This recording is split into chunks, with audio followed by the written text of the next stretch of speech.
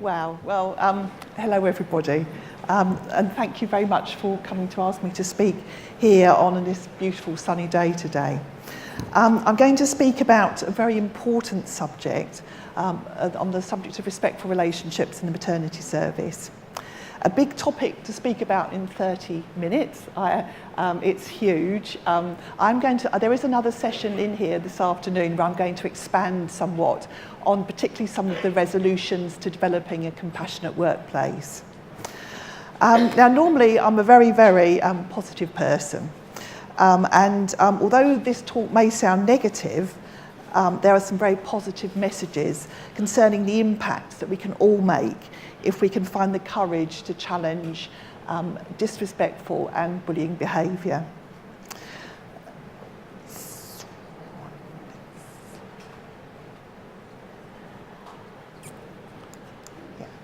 So I really want to make it clear that this is not just about midwifery.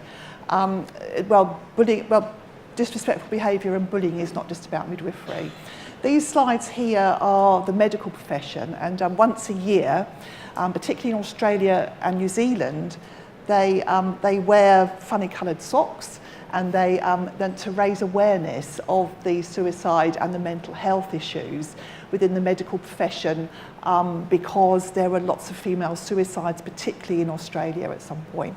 So last year. So it's not just midwifery, and we do know as well that there's recently been nurse suicides due to people being treated badly.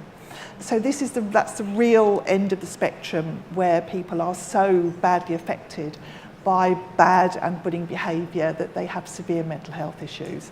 And so once a year, they wear different socks and funny coloured socks just to raise awareness that that is an issue within the medical profession. It's also important to say that that there are some great initiatives in the maternity units in this country that are going on. We know that the RCM has got the Caring for You initiatives, which is brilliant. And for those units that have got those going, there'll be less sickness, there'll be more retention of midwives, there'll be less people leaving, and people will be much happier. We also have the Roar Behind the Silence book, which hopefully you'll all be aware of, that Sheena Byram and Sue Down have edited, which is fabulous, which has got all of the different examples of good compassionate care, which is central to maternity services. So there are also Roar events all around the world now that are going, that are actually raising awareness of these things. But for the next 30 minutes, I want to speak to those of you out there who are currently subject to bad behaviour or bullying behaviour. And there's a very distinctive difference between the two, which I'm going to explain a little bit about shortly. We know that there are midwives who are leaving the profession and never practicing again because they have been treated badly. There's absolute clear evidence about that. So when we are 3,000 midwives short, why do we treat people in that way, that makes them want to leave and never be able to practice again? There will be some of you sitting here today that are currently being treated badly, and there will be some of you who know and can see that there are some people being treated badly. And sadly, there will be some of you who actually are treating somebody badly, although you absolutely may not know that you're doing that. So what I'd say is, for my session, is to just think a little bit about that and try and think about what's going on where you work. What I'd like you all to do now is just to stand up. So if you could all stand up and shake yourself around a little bit, just to sort of, right. Now what I'd like you to do, please, is to sit down. If you've been practicing for 40 years or more and you've never been subjected to disrespectful or bullying behaviour, or you've never witnessed it. This is in your work situation, not not anywhere else. This is just at work. Now I want you to sit down if you've been practicing for 20 years or more and you've never witnessed or been subject to disrespectful or bullying behaviour. Anyone sat down yet? No. Now I want you to sit down if you have been practicing for 5 years or more and you've never been subject or witnessed disrespectful or bullying behaviour at work, only at work. Anyone sat down? Yeah, great. One person sat down, brilliant. And so everyone else here has witnessed, or they've got. So just one person sat down. Has anyone else sat down? No. Okay. So please do sit down. But I think that's a really powerful message to give to everybody that this is a serious issue within the NHS. So this is just to illustrate the fact. So the RCM did a Caring for You campaign survey last year, and 31% of respondents had received harassing, bullying or abuse from managers in the last 12 months. 33% of respondents had received harassment, bullying or abuse from colleagues in the last 12 months. And 37% of respondents who had suffered harassment, bullying or abuse said they did not report it. So that's a big issue if you don't feel able to report those things.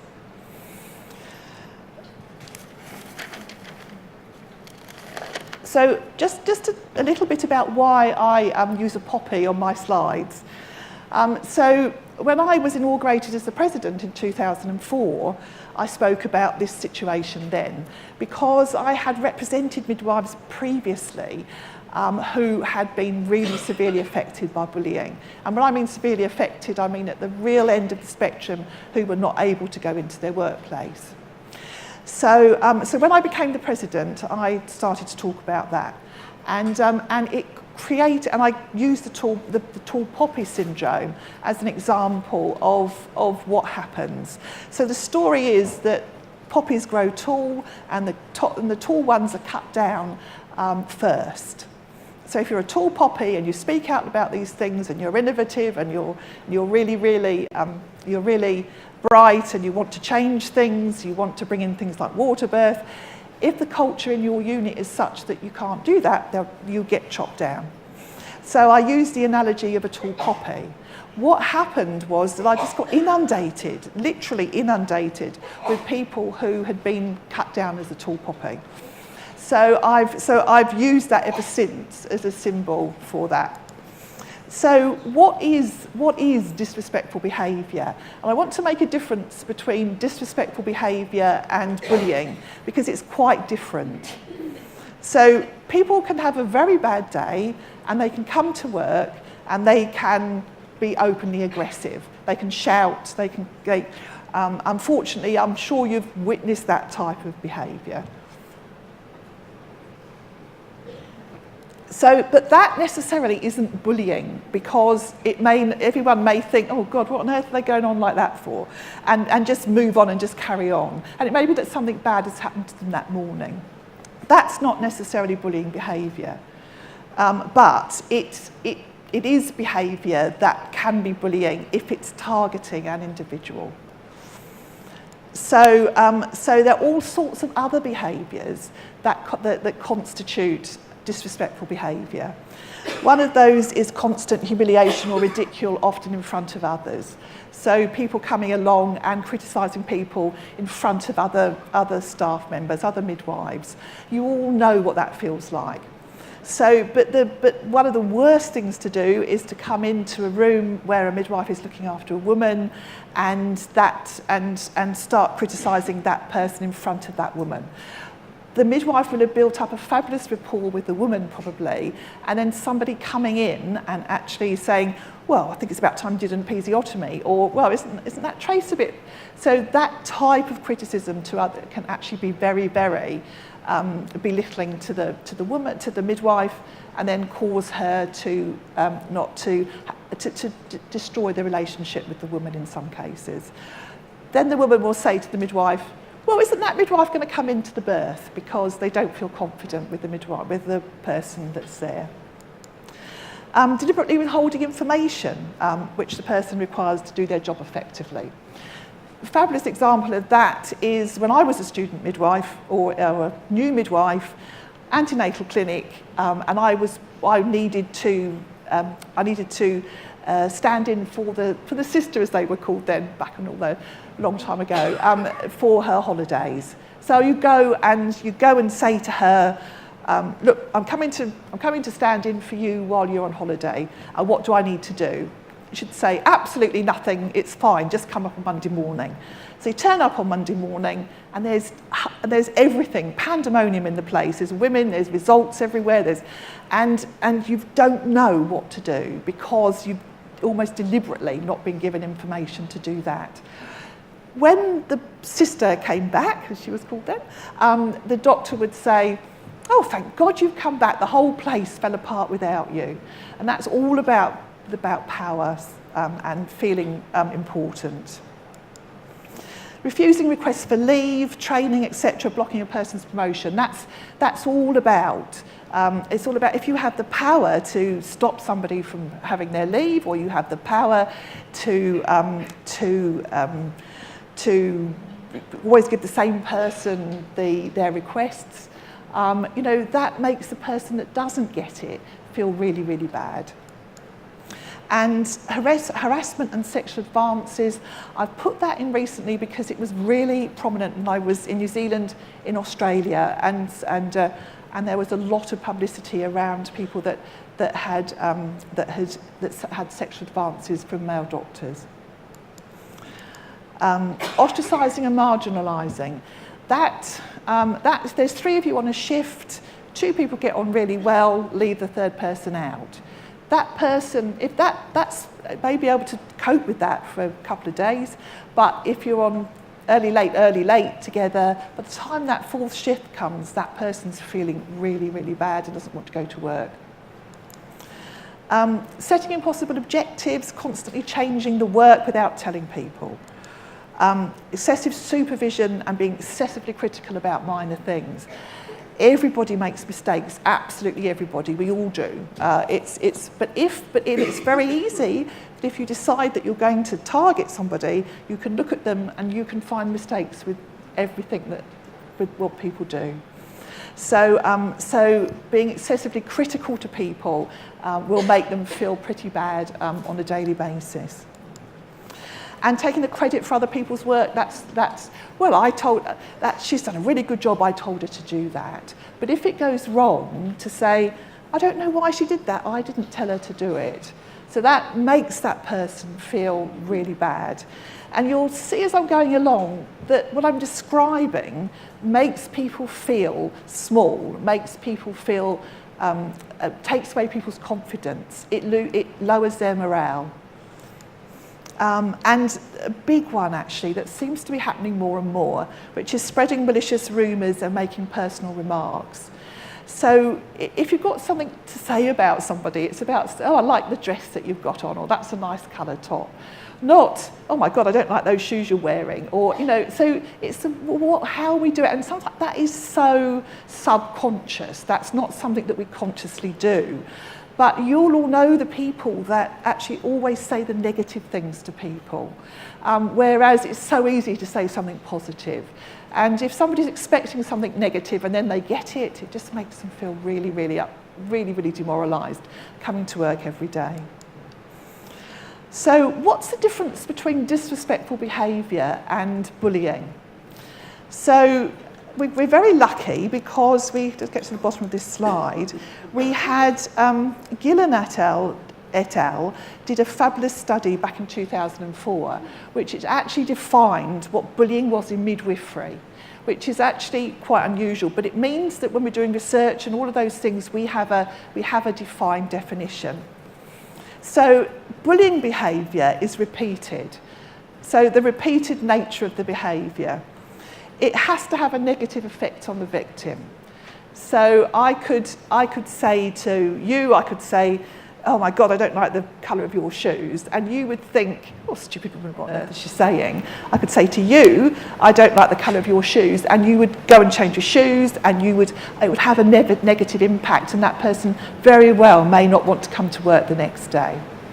So what happens when we do that, and it can be horizontal, can be up and down, is that people start to not want to come to work. So then they start to go off sick because slowly they're beginning to get targeted. So people start to go off sick. So all of us out there who are in any leadership positions, and somebody who's normally always coming to work suddenly doesn't come to work, we need to think about that, because is there a reason for that? Is there a reason why they're not coming to work? What happens is then they go off sick for a long time. And this can be people that are usually very bright and innovative and, and want to change things. And suddenly they change. So it's about having a negative effect on that person and then watching them really suffer and really not want to come to work. And also the victim finds it difficult to defend themselves. So if you can say to somebody, please don't say that my shoes are bad, or what did you say that for, or that really upset me, that's fine, that's just normal. But if you really can't do that, and then you become terrified, and I say the word terrified, I mean Beatty Hart thought terrified. If you become scared of that person, then you will become sick. And it really annoys me when people say that people that are bullied are weak people, because they're not. They truly are not. People that are bullied and go off sick are not weak. I know incredible people that have done fabulous things that suddenly become slightly less competent, and then a bit more less competent, and that's because they're being criticised. And if you're being criticised, you find it hard to make decisions. So you stop making decisions because somebody's going to criticise you if you make that decision. Unfortunately, and I'm sorry, this is not a negative talk, I'm just trying to get across to you, but it sounds so negative as I talk about it. But horizontal violence was defined by Nikki Leap in 1997, a long time ago now. And that's all about how people react when sort of as colleagues, when there is a hierarchical type of intimidating going on. And all of those things like scapegoating, backstabbing, negative criticism, failure to respect privacy, keep confidences, non-verbal innuendo, undermining and lack of openness. So when there's a poor culture, when there's a culture of lack of respect, then these things happen to the people that are working in it. And part of that is needing to conform to the culture and not wanting to be the next victim, if you like. So how the cultures grow is that they start off with a few people who criticise each other and who sort of like form a circle around themselves, and then it's like ripples in a pond, and then people on the outside start to change their behaviour in order to fit into that culture. So the ripples go out. So you'll get your students and your newly qualified midwives come along with their fabulous ideas and wanting to make things better for women, and then they're stopped from doing that, and so they change their behaviour and go into the culture, so the culture grows. So that's what happens in units where we know that there are negative cultures. And of course the reverse is true with positive cultures, because if there's positivity going on, then people become positive and join that culture. So the more positive we can be, the more we will keep midwives and nourish midwives and stop them from leaving. You can probably tell that I'm a bit passionate about this. So this was on Twitter, and it just demonstrated what I'm saying really. Incivility, the facts. It's from Harvard. It's difficult to see the reference at the bottom. But what happens when one person is rude in a place? So what happens, 80% of recipients, you probably read that better than I can see, 80% of recipients spend time worrying about the rudeness. 30% there's reduced the quality of their work, 48% reduce their time at work. So you'll know that if you're treated badly, you're not going to want to be at work. So you'll leave early if you get the chance. You won't want to be there. So it has a huge knock-on effect. Look, when you get to the witnesses, 20% of witnesses have a decrease. So even if you just witness it and are not part of it, 20% of you have a decrease in your performance. And 50% have a decrease in willingness to help others. And then 75% are less enthusiastic for the organisation. So a huge impact on services. So how does it affect the individual? How is this bad behaviour? How does it affect you as an individual? So all of these things, I'm just going to whiz through very quickly. But things like people will get headaches. One of the most common things is feeling or being sick. And I once did a very big investigation in a unit and discovered that there was a big problem on the delivery unit, and 80% of the people who were going to go to work on the delivery unit were not only felt sick but were physically sick before they went to work. That was a huge statistics, and I knew that there was a very, very big problem in that unit. But all of those things, this is how people are affected. And we've also got anxiety, panic attacks. I represented somebody who got into a car to go to work, got on a bridge to go over and couldn't go any further, got stuck on the bridge, couldn't drive, and just sat in the car having a massive panic attack. And that person still today actually has a problem driving. So these are very long-term effects that affect us as we... If somebody's tearful, that's not normal at work, you know. It is normal, obviously, if there's a bad thing happens and, you know, there's a stillbirth or something, of course people will be tearful. But just for somebody to be tearful quite randomly is not normal. Irritable, withdrawn, aggressive, and the obsessive dwelling on the bully, seeking justice and revenge. That's a huge one, and that used to really worry me when I was representing people, because people would get so obsessed with the person that somebody said to me, I go to sleep thinking about that woman and I wake up thinking about that woman, and I just can't get her out from under my skin. So it's a big, big thing to become obsessed on the person. And what do midwives say? Well, across all the countries I've done this talk in, everyone says the same, funny enough. So almost all midwives have been intimidated at some point in their career, and I think that was probably demonstrated through what we did earlier. It doesn't matter how many women we have, it depends who is in charge of the shift. Really, really important thing. Midwives wait before they transfer women in labour. Sometimes they wait too long. And what I haven't spoken about is the safety aspect of things, because in units where this behaviour doesn't happen, it's much safer. And midwives stop making decisions because they're constantly criticised. And midwives do not ask for advice early because they are ridiculed. And that's an example of that is in the delivery, is in the birthing room. There's somebody outside that the midwife is scared of. They'll wait before they go outside to speak to that person. And sometimes they'll even wait until the next person comes on shift. And that means then that something's not done critically about what's going on. So I'm going to talk about this afternoon, but what does the compassionate workplace look like? Let's be positive, happy staff, everyone matters, positive perceptions of midwifery, staff have fewer sick days of every sort.